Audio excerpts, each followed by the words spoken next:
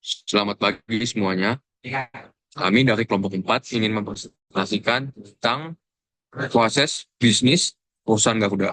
Sebelumnya, perkenalkan nama saya Bagas Dirgantoro. Nama saya Fahri Fahri.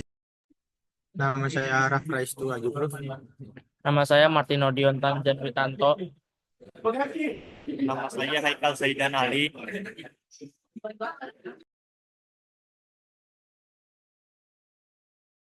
Di sini saya akan menjelaskan poin-poin penting proses bisnis Garuda Indonesia. Itu ada 9 poin. Yang pertama yaitu perencanaan dan manajemen armada. Ada dua komponen. Yang pertama perencanaan rute. Garuda Indonesia merencanakan rute penerbangan berdasarkan permintaan pasar, regulasi penerbangan, dan kondisi pendapatan. Poin kedua, pengadaan dan perawatan pesawat. Garuda melakukan pengadaan pesawat baru atau penyewaan untuk memastikan armada mereka tetap modern dan efisien. Yang kedua itu ada pemasaran dan penjualan. Ada poin juga, penetapan harga pre-booking. Garuda menentukan harga tiket berdasarkan berbagai faktor seperti kompetisi, musim, dan permintaan pasar. Mereka juga menawarkan promosi dan program loyalitas. Selanjutnya ada distribusi tiket. Penjualan tiket dilakukan melalui berbagai saluran seperti situs web, aplikasi mobile, agen perjalanan, dan kantor tiket. Yang ketiga ada operasi penerbangan. Waktu jadwal dan keberangkatan sebelum penerbangan, Garuda Indonesia mengelola jadwal keberangkatan, penjualan kru, serta persiapan pesawat. Selanjutnya yang keempat, pelayanan di udara. Pelayanan kelas Garuda menawarkan beberapa kelas penerbangan seperti ekonomi, bisnis, dan first class. Pelayanan di udara termasuk penyediaan makanan, minuman, hiburan, dan layanan penumpang lainnya. Kelima, layanan purna jual dan loyalitas. Program loyalitas atau Garuda Miles. Garuda Indonesia memiliki program loyalitas bernama Garuda Miles yang memberikan poin kepada pelanggan setia untuk setiap penerbangan yang bisa ditukarkan dengan tiket gratis atau keuntungan lainnya. Lalu akan dijelaskan oleh Haikal. Baik, saya akan menjelaskan tentang manajemen keuangan dan pelaporan. Pengelola pendapatan Garuda mengelola pendapat yang berasal dari penjualan tiket, kargo, sewa, pesawat, dan sumber lainnya. Mereka juga mengatur keuangan untuk mengoptimalkan biaya operasional, bahan bakar, dan perawatan pesawat. Pelaporan dan kepatuhan Garuda harus melakukan pelaporan keuangan secara rutin kepada otoritas yang berwenang dan pemegang saham. Mereka juga wajib mematuhi peraturan terkait penerbangan dan bisnis internasional. Next. Kolaborasi dan aliansi.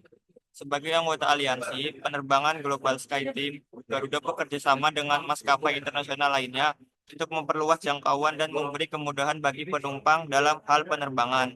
Lanjut, Garuda juga menjalani kerjasama dengan maskapai lain melalui kode berbagi di mana penerbangan bersama dilakukan dengan pembagian kode antara maskapai sehingga penumpang bisa menggunakan layanan Garuda meski diterbangkan oleh maskapai mitra. Next. Kargo dan logistik.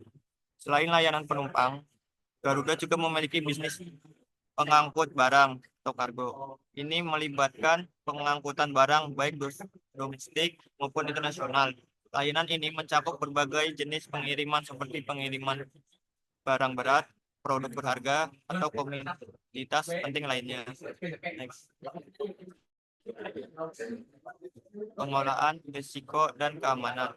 Garuda Indonesia juga memprioritaskan manajemen risiko seperti mengantisipasi fluktuasi harga bahan bakar, ketidakpastian ekonomi global, dan ancaman terorisme atau bencana alam yang mempengaruhi penerbangan. Mereka memiliki tim khusus untuk mengelola risiko dan memitigasi dampaknya terhadap operasi perusahaan. Secara keseluruhan, Garuda Indonesia beroperasi dengan fokus pada kepuasan pelanggan, keselamatan, serta efisiensi operasional dalam menghadapi persaingan di industri penerbangan global.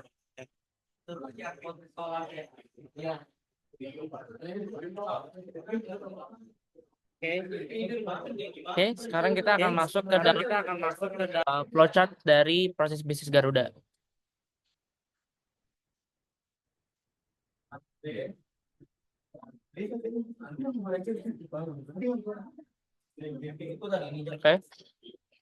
Kita mulai dari yang pertama. Pertama kita mulai dari perencanaan rute, pengadaan pesawat, perawatan pesawat, sampai penetapan harga, promosi, dan branding.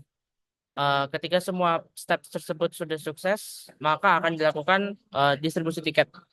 Jika tiket terjual, maka akan lanjut ke persiapan operasional. Jika tidak, maka akan ada yang namanya strategi pemasaran ulang, di mana maskapai, terutama Garuda, itu akan mengganti strategi mereka dalam penjualan tiket. Jika tiket telah terjual, maka akan masuk ke persiapan operasional, di mana akan ada pengaturan jadwal, penjadwalan kru, hingga masuk ke penanganan di bandara. Ketika penanganan sudah selesai, maka akan dicek apakah pesawat sudah siap terbang atau tidak. Jika tidak, maka ada yang namanya pemeliharaan teknis, di mana akan melakukan persiapan operasional ulang. Jika pesawat sudah terbang, tentunya, maka penerbangan akan dimulai. Akan ada segmentasi di mana penumpang akan dibedakan oleh kelasnya, ekonomi, bisnis, first class, tergantung tiket mereka. Dalam perjalanan pesawat, dalam penerbangan akan disediakan makanan dan hiburan, dan penerbangan selesai. Jika sudah selesai, kita akan masuk ke dalam segmentasi bernama layanan after service.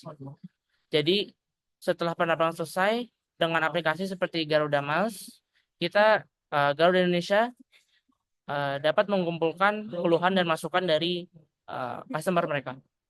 Jadi setelah penerbangan selesai, yang step selanjutnya adalah penanganan keluhan dan masukan lewat tentunya yang tadi saya bilang, program loyalitas Garuda Miles.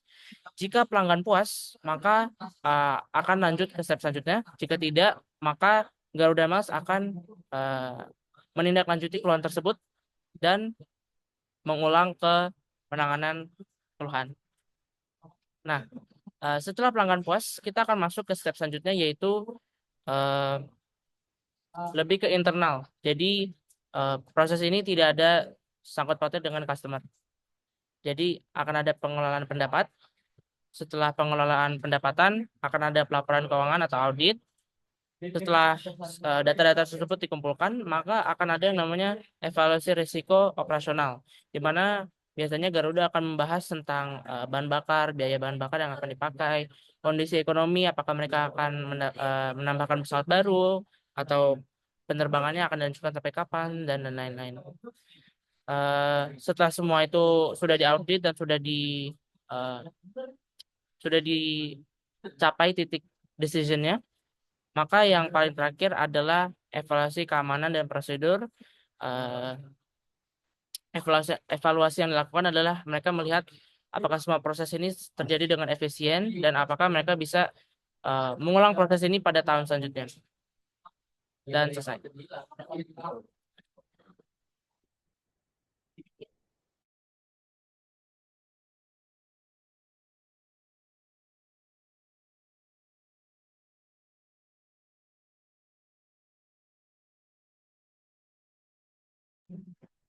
Oke, selanjutnya ada quarter competitive forces model. Terdapat 5 quarter competitive forces model. Yang pertama adalah trade of new entrants. Trade of new entrants termasuk dalam kategori low karena pendatang baru susah untuk bersaing dengan perusahaan yang sudah berdiri dahulu dan lebih terkenal. Yang kedua, trade of substitute products and service termasuk kategori low karena rendah pemilihan transportasi untuk berpergian jarak jauh dan yang paling efisien hanya pesawat. Yang ketiga, supply power. Supply power termasuk ke dalam kategori high, yaitu karena banyaknya kompetitor tapi rendahnya pemasok untuk memberikan bahan bakar, sehingga dapat menaikkan harga bahan bakar. Yang keempat, terdapat buyer power. Buyer power termasuk ke dalam kategori high. Kenapa? Karena customer dapat memilih penerbangan sesuai dengan minat dan budget. Setiap maskapai penerbangan juga memberikan fasilitas dan servis yang sama. Yang terakhir yaitu rivalry among existing firm. Termasuk ke dalam kategori high karena persaingan yang tinggi, karena banyak maskapai penerbangan dengan harga yang lebih murah atau kualitas dan servis yang lebih baik.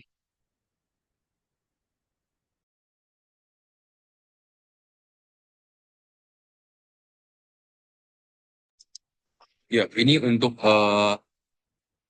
flowchart untuk Porter Value Chain Model Garuda Indonesia. Bisa dilihat. Oke, next.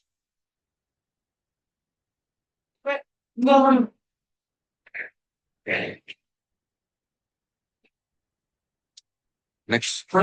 Nah, ini primary activities-nya. Yang pertama itu inbound logistik, yaitu pengelolaan bahan bakar pesawat, pemeliharaan spare part dan persediaan makanan serta minum di dalam pesawat, dan juga pengelolaan kru pesawat dan perlengkapan di bandara seperti check-in dan boarding. Yang kedua, operation operasional. Operasional yaitu pengoperasian perkembangan termasuk perencanaan rute, pengelolaan jadwal penerbangan, dan pemeliharaan pesawat. Dan juga operation juga melakukan keselamatan penerbangan, efisiensi penggunaan bahan bakar, serta layanan kabin selama penerbangan. Yang ketiga, service. Pelayanan pelanggan untuk menangani komplain dari para customer eh, yang melakukan transaksi selama di bandara. Dan juga ada layanan after sales seperti manajemen penjadwalan ulang atau pembatalan penerbangan. Nah, keempat, outbound logistik, yaitu pengantaran pelanggan dari bandara asal ke tujuan, dan penanganan bagasi penumpang dan pengelolaan transfer antar penerbangan. Yang kelima, marketing and sales, yaitu bertujuan mempromosikan penerbangan. Promosi penerbangan seperti dilalui melalui iklan dan media sosial. Selanjutnya itu support activities.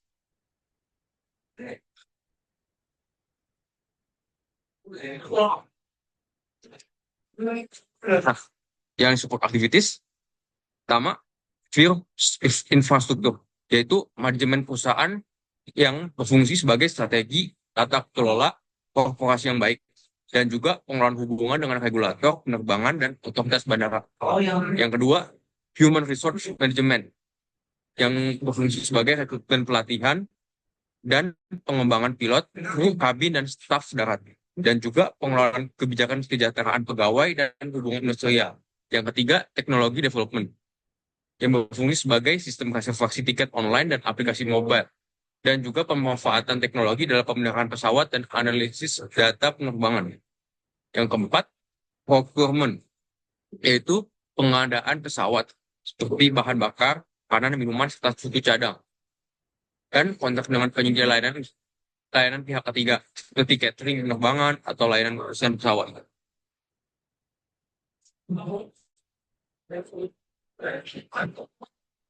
Ya, ya, sekian dari kelompok saya. Apabila ada kurang, saya mohon maaf. Terima kasih atas presentasi yang kita berikan. Ya, sekian.